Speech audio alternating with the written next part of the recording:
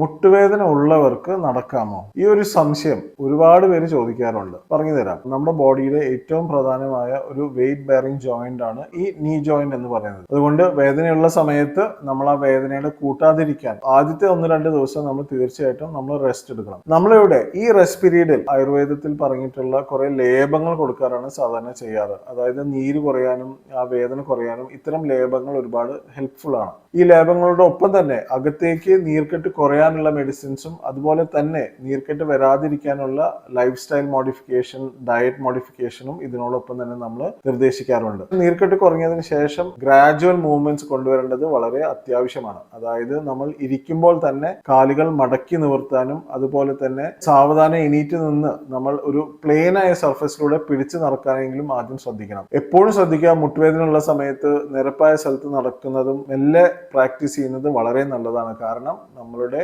ജോയിന്റ്സിനകത്ത് movements വരുമ്പോഴാണ് അതിന്റെ healing കൂടുതൽ വേഗത്തിലാവുന്നത്. പ്രത്യേകം ശ്രദ്ധിക്കുക, പടികൾ കയറാനോ അല്ലെങ്കിൽ അൺഈവൻ സർഫേസ്, അതായത് പുറമേ നമ്മൾ പറമ്പിലൊക്കെ നടക്കുമ്പോൾ വളരെയധികം ശ്രദ്ധിക്കണം. പ്ലെയിൻ ആയിട്ടുള്ള സർഫേസിൽ നടക്കുമ്പോൾ തന്നെ തുടക്കത്തിൽ നമ്മൾ നീ ക്യാപ്പ് പോലെയൊക്കെ സപ്പോർട്ട് വെക്കുന്നതും വളരെ അത്യാവശ്യമാണ്. റെസ്റ്റ് എടുക്കുക എന്ന് പറയുന്നത് പലപ്പോഴും എല്ലാവർക്കും സാധിക്കുന്ന ഒരു കാര്യമല്ല. മുട്ടുവേദനയുടെ തുടക്കത്തിൽ നമ്മൾ തീർച്ചയായിട്ടും കുറച്ച് റെസ്റ്റോട് കൂടിയിട്ട് ചെറിയ വർക്കുകൾ ചെയ്ത് ഗ്രാജുവലി ചെയ്യുന്നതാണ് എപ്പോഴും ഹീലിംഗിനും വളരെ സപ്പോർട്ടീവ് ആവുക. എല്ലാ വീഡിയോയിലും പറയുന്നത് പോലെ നമ്മളുടെ മുട്ടുവേദനയുടെ കാരണം എന്താണ് കൃത്യമായിട്ടുള്ള ഡയഗ്നോസിസ് ചെയ്തിട്ടുണ്ടെങ്കിൽ ഏതൊരു മുട്ടുവേദനയും നമുക്ക് നല്ല രീതിയിൽ മാനേജ് ചെയ്യാൻ പറ്റും. ആവശ്യമില്ലാത്ത സർജറിയും ഒഴിവാക്കാൻ സാധിക്കും. അടുത്ത വീഡിയോയിൽ മുട്ടുവേദന കുറയ്ക്കാനും കാൽമുട്ടുകളുടെ ബലം കൂട്ടാനും സഹായിക്കുന്ന 3 എക്സസൈസ് പറഞ്ഞുതരാം. അത് കാണാൻ ഈ അക്കൗണ്ട് എന്തായാലും ഫോളോ ചെയ്തോളൂ. മുട്ടുവേദനയെ കുറിച്ചിട്ടുള്ള നിങ്ങളുടെ എല്ലാ സംശയങ്ങളും കമന്റിൽ ചോദിച്ചോളൂ. ഞാൻ അതെല്ലാം വിശദമായി പറഞ്ഞു തരാം. ഈ വീഡിയോ മുട്ടുവേദനയായി ബുദ്ധിമുട്ടുന്ന എല്ലാവർക്കും ഒന്ന് ഷെയർ ചെയ്യും.